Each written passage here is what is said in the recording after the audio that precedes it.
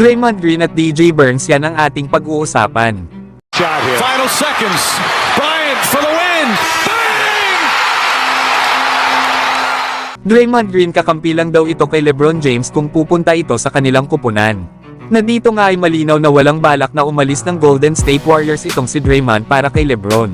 Bagkus ay hinihikayat niya pa ito na pumunta sa kanilang kupunan para dito sila maging magkakampi. Loyal din kasi itong si Draymond sa Warriors lalo at gusto niya pa daw na manalo ng isang NBA title kasama sila Stephen Curry at Klay Thompson.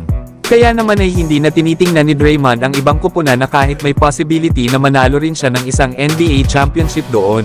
May pagkakataon nga din daw sana si Draymond na makasama si LeBron sa summer para sa Team USA pero hindi nga daw ito nangyari. Pero hanggat nasa Golden State Warriors pa rin daw itong si Draymond Green ay mananatili pa rin daw ito dito. Yan nga mga idol ang mga sinabi ni Draymond. Lalo at dito niya nakuha sa Warriors ang kanyang 4 na championship. Kaya malaki ang kanyang utang na loob at pagmamahal sa kanilang kupunan. Isa pa ay malaki ang tiwala sa kanya ng may-ari ng Golden State Warriors na si Joe Lacob. Na sinabi nga daw nito kay Draymond na kapag nagretiro na raw itong si Steve Kerr bilang head coach ng kanilang kupunan, ay nakikita nga daw ni Joe Lacob itong si Draymond Green bilang ang susunod na head coach ng Golden State Warriors. Napasok nga ang experience ni Draymond para pangunahan ang Warriors. Pero sa pagkakataon na yun ay bilang head coach na. Lalo at isa itong 4-time NBA champion, 2-time All-NBA player at former Defensive Player of the Year.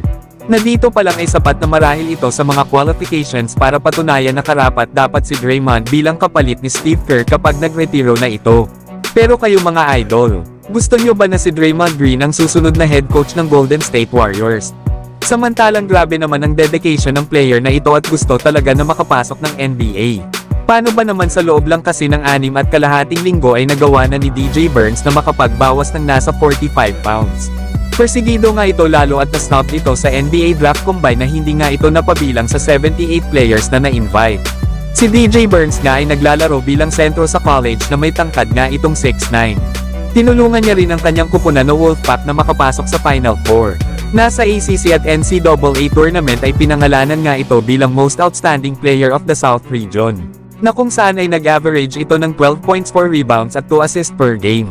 Grabe nga mga idol ang mga post moves na ginagawa ni DJ Burns na mahirap nga itong mapigilan.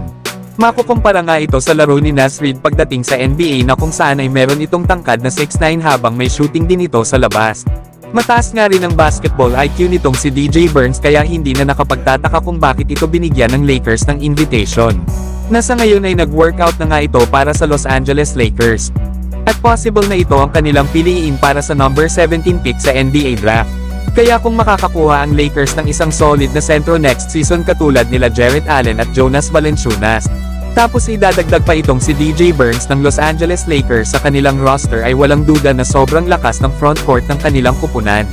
Pero kayo mga idol, ano ang masasabi nyo dito kay DJ Burns? Maganda ba itong kunin ng Lakers sa darating na NBA Draft?